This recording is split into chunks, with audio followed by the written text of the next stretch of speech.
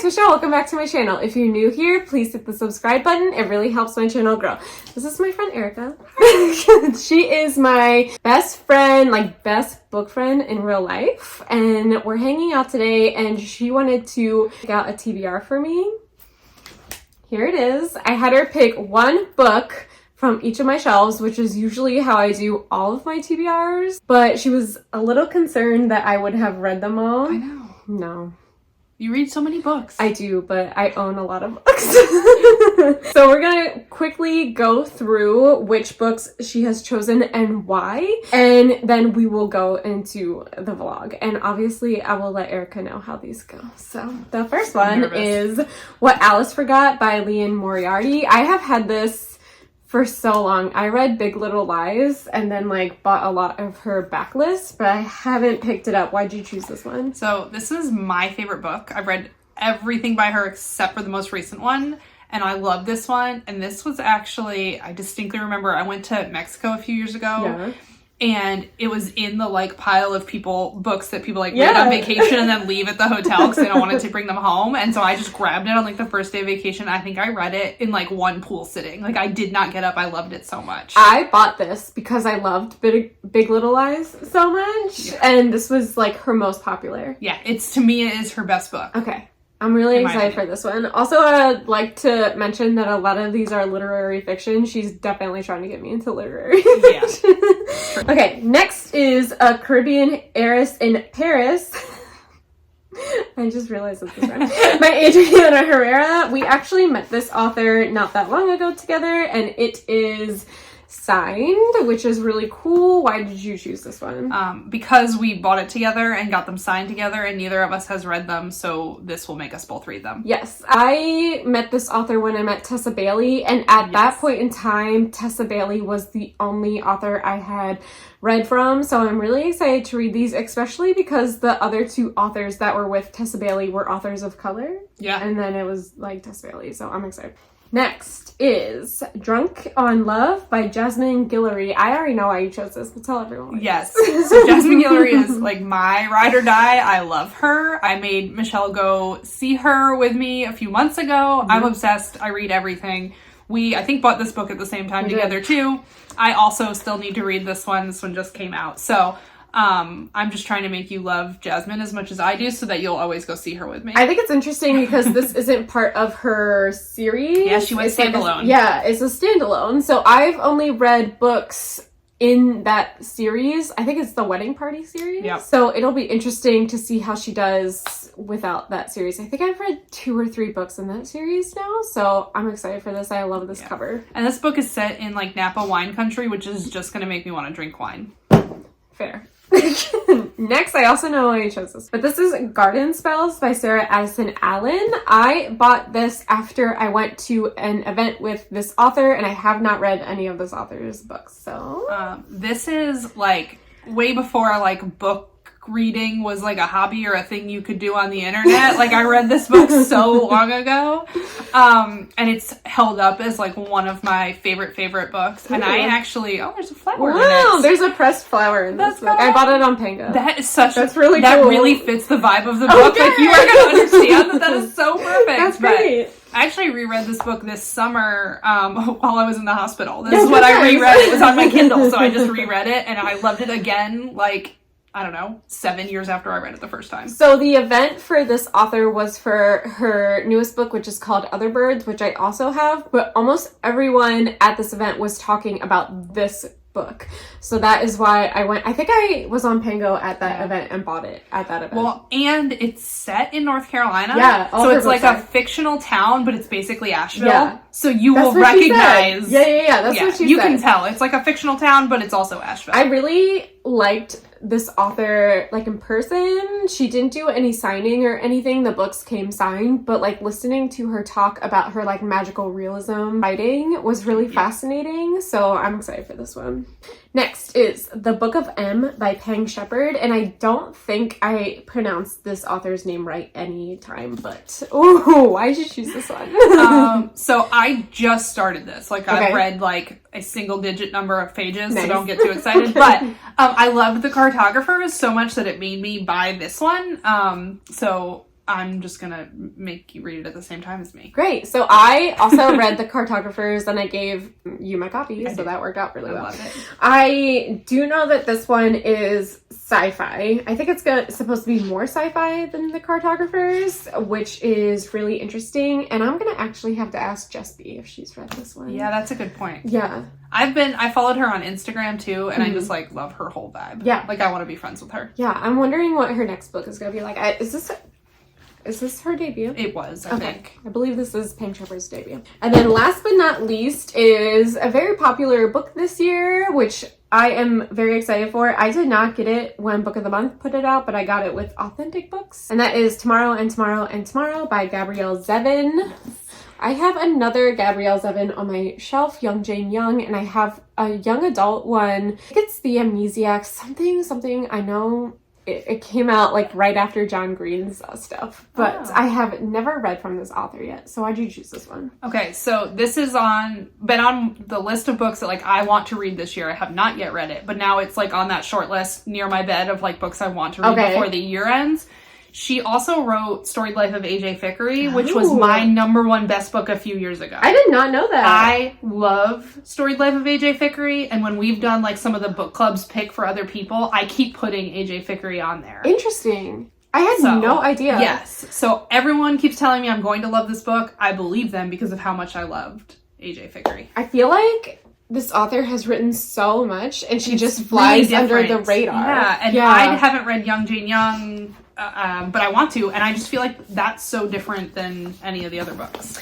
I did not realize that she wrote that, but she writes a lot of stuff. Like, I had Young Jane Young on my shelf, and then I put this next to it, and I was like, I did not realize this was I feel like her books aren't, you know, like a lot of authors write very similar. Tomorrow and Tomorrow and Tomorrow is like Book of the Month's Book of the Year. So I think that's really interesting because I usually feel like their thrillers and mystery do really well. So the fact that it's that one, I think, is interesting. So these are the 6 books from my 6 shelves that I will be reading for this vlog. Erica, happy reading. Thanks! I am on page 97 of A Caribbean Heiress in Paris by Adriana Herrera, and I am liking this so far. This is historical romance, which I am not well versed in. I'm not going to say I don't like it because I don't really know, because I haven't read a lot of it. But this is the story of Luz Elena, who is coming from the Dominican Republic to Paris to sell rum. Her family business is rum. This is, I think it's 1899. Give me 1 second and I can let you know that. 1889. Wrong. 1889. She is going to Paris to sell rum. Now the problem is the people of Paris do not want to buy rum from a female, and especially a female of color. So she is having a hard time selling her rum. So she meets James, who is trying to help her sell her rum. And of course, there is a sexual attraction between them because obviously it's a romance. But I'm really liking this so far, but it wouldn't be me if I didn't tell you my problems with the audiobook. So here we go. The audiobook narrator. There's one narrator, but it's told in 2 perspectives, which is Luz Elena and James. So I wish there were 2 narrators. Another thing is Luz Elena is Caribbean and Scottish, and the narrator is British, which just like doesn't make sense to me. It's like in the live action Beauty and the Beast where Emma Watson lives in Paris, but she's also British. Like it just like, it makes no sense. Otherwise, I have no complaints about this book, but it wouldn't be me if I didn't complain about the audiobook, which I just did. So otherwise, I'm really liking this. I'm hoping to finish this today. Like, could I finish this in one day and knock out some of these books before the end of the year? I don't know, but like I have no problems with the contents of the book. It's just the audiobook because of course it's me. So I'll keep you updated when I get more into it. So I am about 42% into this now, and this is a marriage of convenience, which is what I thought it was going to be, and I really, really like that trope, but basically Luz Alana she's being denied access to her inheritance unless she marries. So of course James Eviston has come up and he's like, well, why don't we just get married? And that would help secure his finances because his father put his family in a bad financial way. So basically that's what's going to happen, and they've already done it, which was pretty good. So that's what's going on. I'm definitely gonna finish it tonight and we'll give you a final review tomorrow, but I just wanted to pop in and say Marriage of Convenience. I finished A Caribbean Heiress in Paris and I'm going to give it 3 stars. I really liked the first 40% of this and the last 20% of this, but unfortunately I did not like a lot of the middle. What is happening is this is a marriage of convenience in 1889 or something. And what's really cool is that the main character is a person of color in Paris, which I absolutely love the premise of this book so much. And I really liked the characters. However, in the middle, there is a lot of miscommunication and like jumping to conclusions about the other person without talking about it, which I did not like. I love the writing in this. I love the ending of this. It's setting up for a sequel. But unfortunately, for most of the middle of this book, I was so bored. I could only go up to 3 times speed because I was listening to it to Libby, and I was like wishing so badly that I could crank it up to like get it over with. Like if a book is good, you don't want it to be over, right? You want to keep reading it forever. This one, I wish that it was over. So 3 stars for this one. I won't be keeping it, which sucks because it is signed by the author. I met her back in September, but I just don't think that I am an historical fiction, historical romance person. So I feel like I could potentially be doing a historical romance vlog soon to get those off of my shelves. But this was just okay for me. I feel like if you really like historical fiction or historical romance, you will really, really like this. Okay, so I'm 100 pages in, and I was going to wait until I was like another 50, 75 pages to do my first update on this, but I'm 27% into the book. I'm 3 hours in. So I feel like this is an appropriate time, but I don't have much to tell you. So let me tell you what's happening. We are following Sadie and Sam. They met at a children's hospital. Sam was in there for a fractured leg. He like fractured it in 27 places or something, and he refused to talk to anyone. And Sadie was in there for her sister who had leukemia, and Sam only talked to Sadie. So they strike up this friendship about video games, and now it's fast forward, they're in college and they're making their own games. This is in the 90s, so like they have big discs and all this stuff, but that's like basically all that's happening. They're just best friends. It's a boy and a girl. There doesn't seem to be any sexual tension yet, at least, but that's basically all that's happening. They're friends, they're making video games, they're in college. That's it. It's not that I'm not liking it. I am liking it. The writing is very good, but I'm not liking the audiobook, and that's probably because it's one narrator, but it makes sense because it's third person, which isn't my favorite. I always prefer first person and like separate narrators, but there's obviously nothing I can do about that. But it's not that I'm not liking it. I definitely am liking it. I knew going in that this was like hard literary fiction. I also knew going in that this is a very popular book for 2022. So that is why I feel like I'm still excited about it. Like I want to keep doing it. So yeah, not much is happening. I started reading today. I think I made it to like 63%, and I was going to come down here and tell you that I didn't understand this book or like why people like it, and I was like, no, I'll read one more part. The parts are pretty big. I think this one was like 75 pages, and I'm at 77% now, and I understand. Like whatever just happened in that last part made me understand this book And unfortunately, I can't talk about it because it's a massive spoiler for something that is happening. But this is just about complicated relationships. These people in this book right now are only 27 and they have been through so much. It's definitely not what I would characterize as trauma porn. Something traumatic did happen, but unfortunately, it's something that happens every single day in America. So what I was going to say at 66% is that I wasn't really liking this, but now at 77%, I'm definitely liking it a lot more. At this point in time, I don't think it's going to be a 5-star read unless something really hits me in the feels. Like I definitely, like I got hit in the feels that last part, but it just doesn't feel like a perfect 5-star book for me personally. But I have over 200 pages left, I think. I have 200 pages. So anything could happen in 200 pages to make me push it up to a 5-star. So it's interesting what happened in 50 to 75 pages for me to be like, I'm not really liking this, to being like, okay, I'm liking this. But it is such a slow burn literary fiction, which is so interesting. And I consider myself a literary fiction girly, but not when it's so slow, I guess. Like it's hard for me to talk about this book without ruining everything, which is why no one talks about what this book is really about besides video games and friendship. But that's all this book is about, except for the big thing that just happened. So I'm interested to see what is going to happen now after this big thing happened and how this is going to wrap up. I think I might know. I'll let you know if I was right.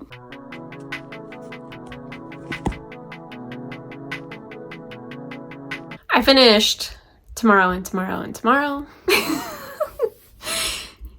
The Goodreads description says that this is an exhilarating novel, and I personally can say that I did not find this exhilarating. I'm gonna give it 3 stars, so definitely not like the worst book I've ever read. It was definitely just a book that I have read. So yeah, I think the best thing about this book is the cover. But this follows 2 friends from like, I guess, how old were they when they met? Like 9 until their 30s. Does it? It has to do with video games. I thought the video game part was pretty cool, like them designing video games, especially in the 90s with like the technology and stuff. I thought that was really cool, but like this book did nothing for me. So 3 stars. I will be getting rid of it. The cool thing about this one is that it's an authentic books one. So I have like a signed book plate. So that's it. This is a book that I read. It was a book. I read it. I am 100 pages into What Alice Forgot by Liane Moriarty. I thought that this was going to be a thriller. It's not a thriller, so that's on me for not knowing, anything about books that I pick up. But this is the story about Alice, who wakes up after a traumatic head injury at the gym, and she wakes up 10 years later. She doesn't know. So let's start over. She wasn't asleep. This is hard to describe. Hold on. So what Alice remembers is that she's 14 weeks pregnant with her first child, and she's happily married to her husband, Nick. So when she's trying to wake up after she hits her head, that's all she remembers. And then these people are telling her that it's actually 2008 and not 1998. So she cannot remember the last 10 years of her life. So in the last 10 years, she's finding out in the hospital that she has 3 kids and not pregnant with the one anymore, and her husband Nick are getting a divorce and having a very bad custody battle with their kids. And so this is a very cool concept. I'm loving it so far. The audiobook is really good. It is an Australian narrator, which I think is really cool, but I did not know what this book was about at all. And Erica said that this is her favorite book by this author. I have only read Big Little Lies by this author, and absolutely, I literally read that in one day. No joke. So I'm hoping to really love this one as well, and I'm loving the concept of this so much. It's very hard to describe. I'm figuring out, so I'm so sorry about that. But yeah, so 100 pages in, loving this. I'm 60%. I should turn this on.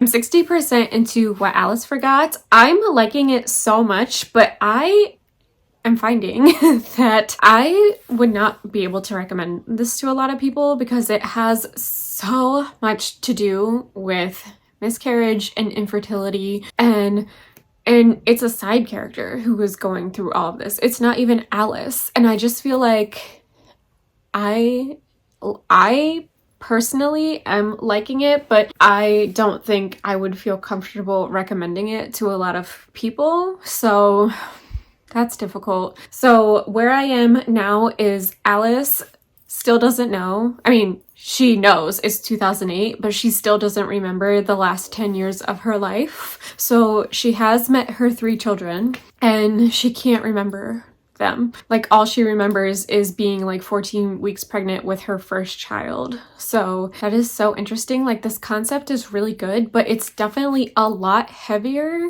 than I thought. I bought this after I finished Big Little Lies because I love that one so much. This is not a thriller. This is literary fiction, but it's so sad. Like, deep trigger warnings for miscarriage and infertility. Like, it's hard.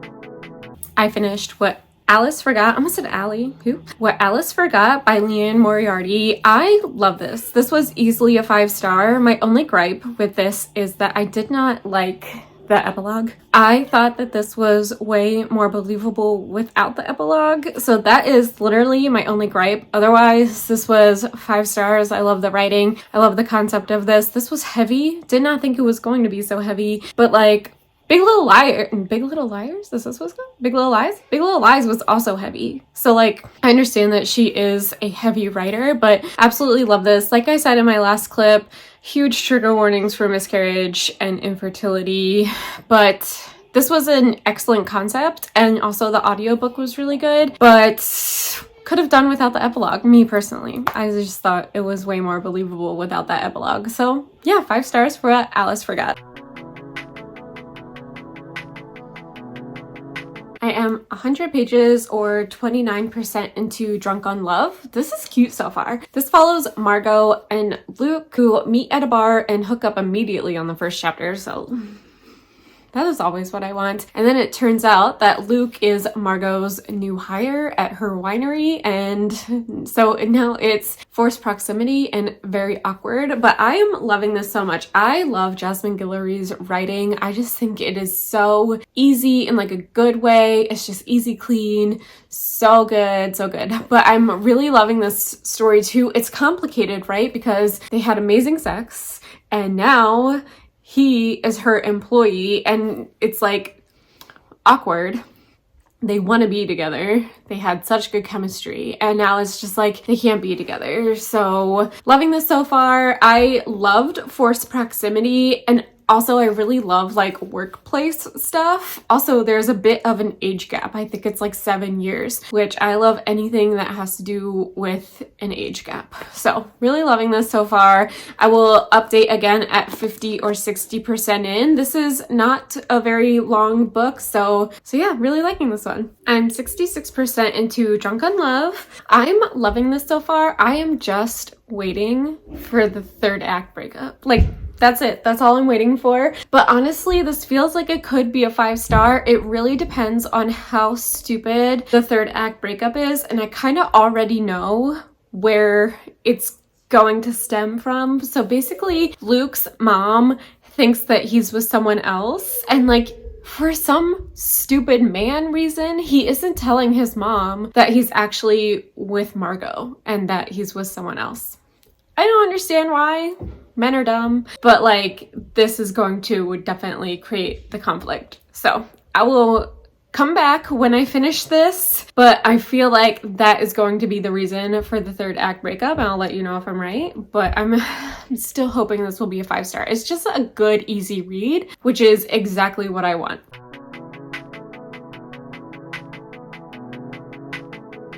I finished Drunk on Love by Jasmine Guillory. I am gonna give it 5 stars. There was, of course, a 3rd act breakup, but And it did happen the way I thought it would. But it didn't bother me as much as I think it normally would, because in my last clip, I knew, like I said, I knew it was going to happen. So I was mentally prepared for it. But I think this is my favorite Jasmine Guillory. I think she's going to make this into another series, because there are a lot of side characters with this that definitely I want to get to know better. So 5 stars for this. This is going pretty well so far. I think I've had two 3 stars and 2 5 stars. So 2 more books. Not bad. Hi, I definitely forgot that I was supposed to be vlogging for this because I'm so into this book. I am 130 pages into this, but this is like an apocalypse book, right? But it's so different from anything I've ever read. And basically, people start losing their shadows and then they start losing their memory. And that's it. And honestly, it's scaring the shit out of me. And I know it sounds stupid that I'm saying this, but like it really does sound kind of scary. Like it's scary. Normally, I guess since COVID, like end of the world stuff and also having kids, end of the world stuff is like really, really scary to me. But like with Station 11, it didn't affect me like this is. Like, I guess because this is like supernatural. So that's why. Anyway, I'm really liking this so far. Okay, I'm back to talk about this book better.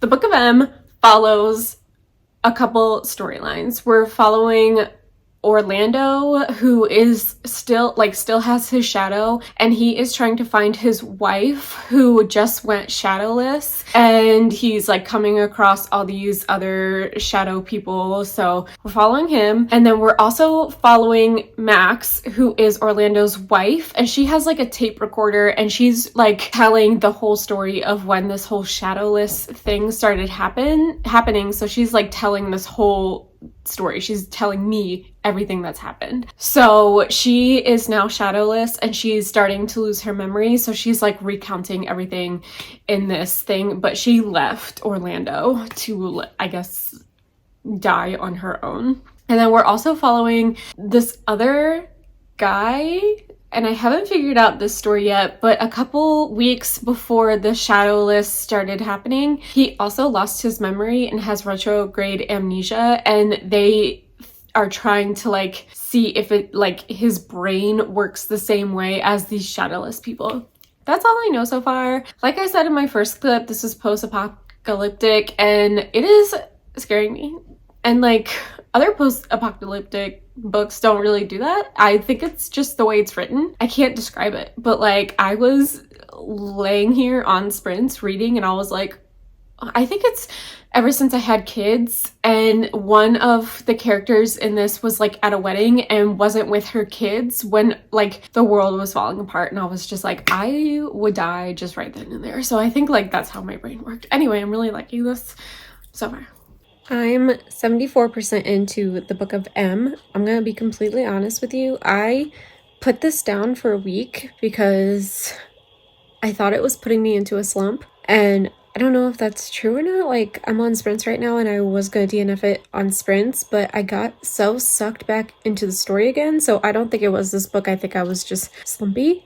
But I'm listening or reading from a couple different narrators, and they're all starting to come together, which I think is really cool. But this book is so weird in like a good, like I like weird books, but it's so hard to describe like what's going on without like having to go back into all this backstory. So like, it's not that it's a spoiler, it's just that there's so many moving parts to this book that it's hard to describe what's going on in like a 2-minute vlog clip.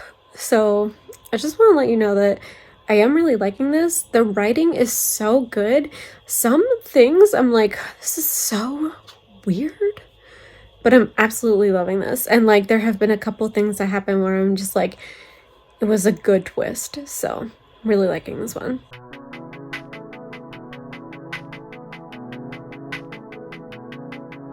I finished The Book of M by Pang Shepherd.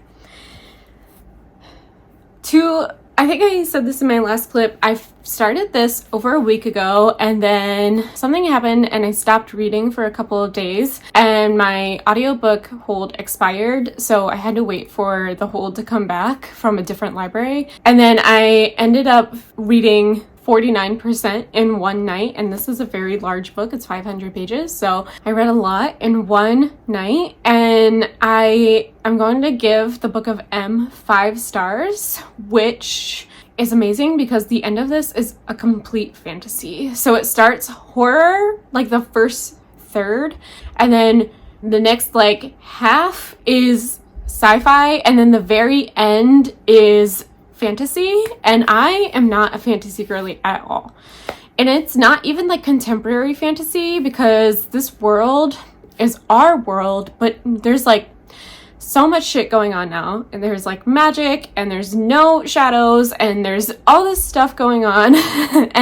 But yeah, this was so weird, like one of the weirdest books I have ever read, and I mean that in a really good way, because this was also so brilliant. There were so many twists in this book, and I just like did not see any of them coming. Like, it would happen and I'd be like, what? And then I'm listening at 3 times speed, so I have to keep going, and I'm like, oh my god, like I'm still processing the twist, but then I'm on the next part and I'm just like, this is nuts. So absolutely love the Book of M. I will be keeping this. I gave the Cartographers 3 stars, and that is because I loved the beginning. The beginning was a mystery, and then it started to get into fantasy and it completely lost me. But I'm wondering with the audiobook if I would have been able to like keep up. So not that I am going to reread the Cartographers because I already know what happened, but I definitely am excited for Pang Shepard's next book. So absolutely will be on the lookout for this. If you like weird shit, I highly recommend the Book of M. It is 500 pages, which for me, very long. But if you are okay with that, this is a great read. You just have to be ready for the weird, okay? I am over 100 pages. I think I'm like 135. Yes, 130.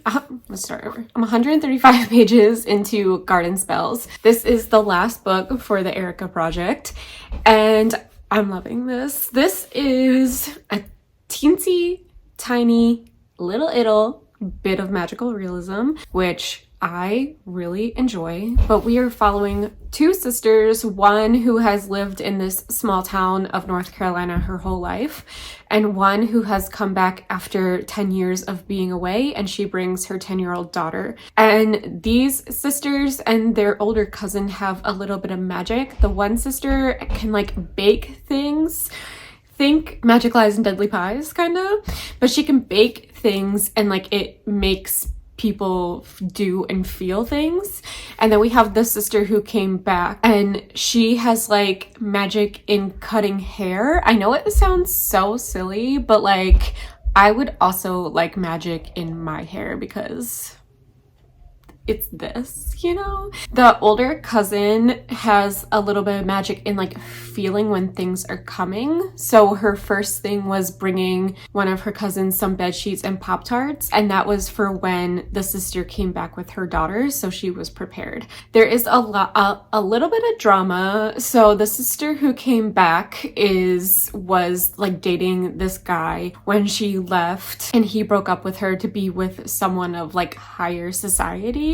And then the sister who has like been living in this town, this new guy in town likes her, and she is like not really interested, so she keeps baking him things that like would ward him off. But this just feels so cozy. I'm listening to the audiobook, and the audiobook is nothing special. You can tell it's older and she's just reading it. This book came out in 2007, so I assume the audiobook came out around that time, and it is just okay. But the writing and the story and the little bit of magic is what's getting me, and I am really enjoying my time listening to this. I don't know if I'm going to be able to update again before I finish because it's so short. I have only a little over an hour left at my listening time speed, so I might just be back for one last update is what I'm thinking.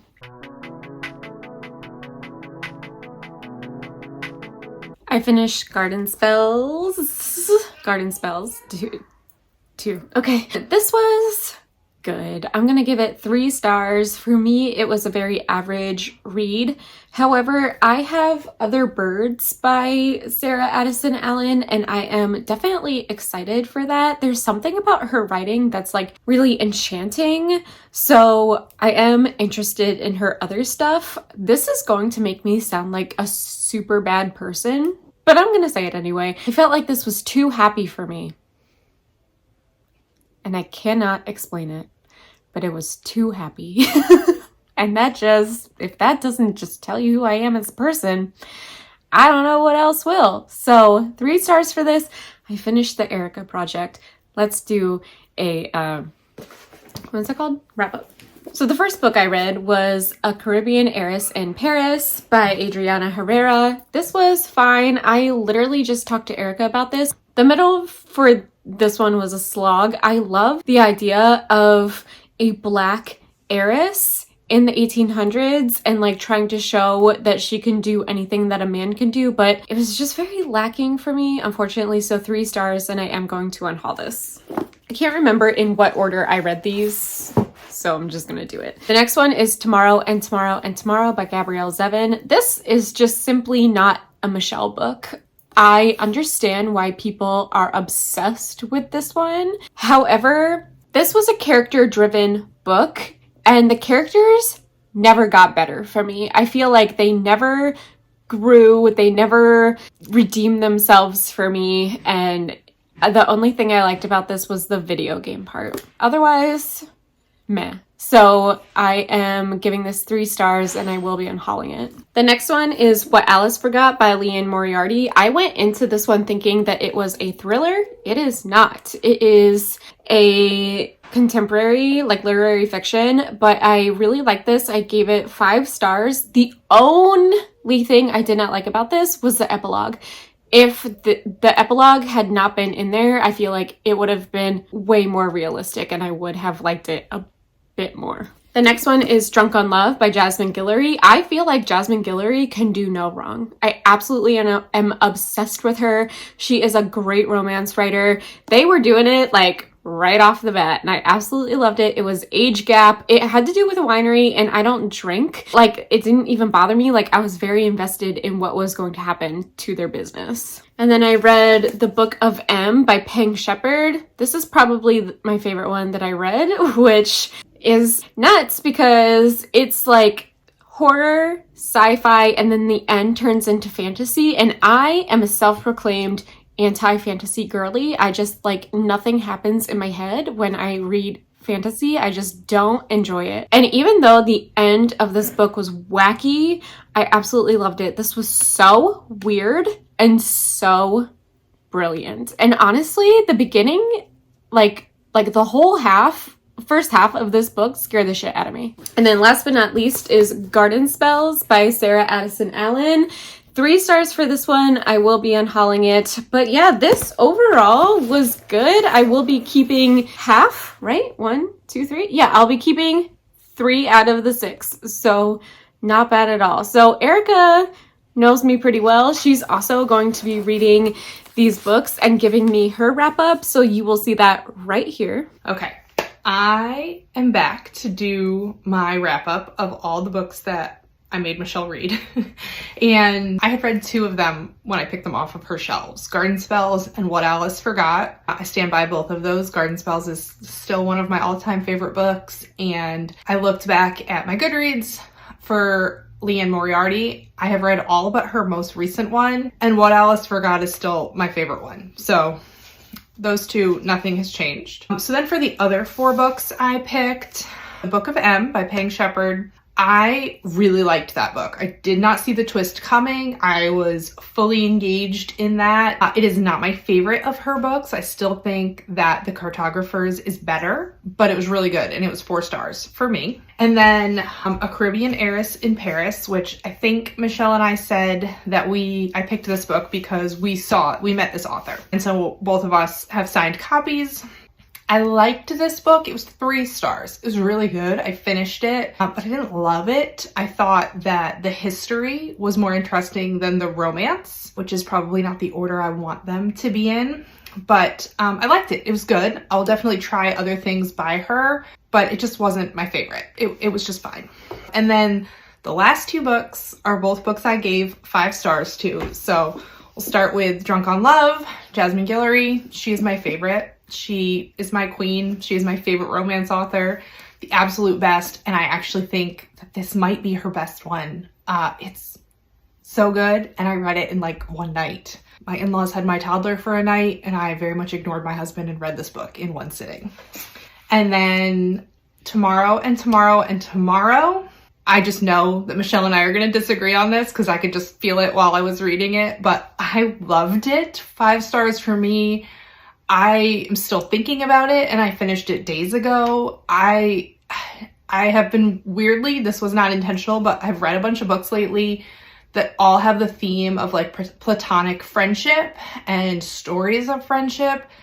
And I just thought this one was so good. And I know a lot of people are going to be like, I didn't care about video games. I don't care about video games either. And I just cared so deeply about these people.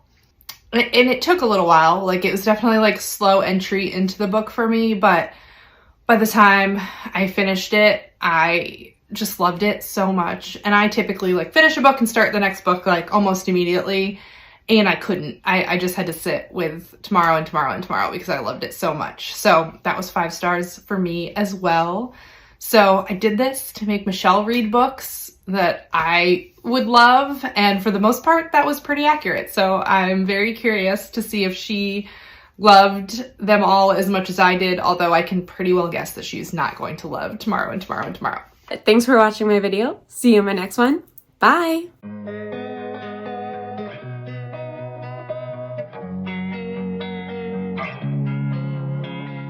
Losing time, I'm fading fast.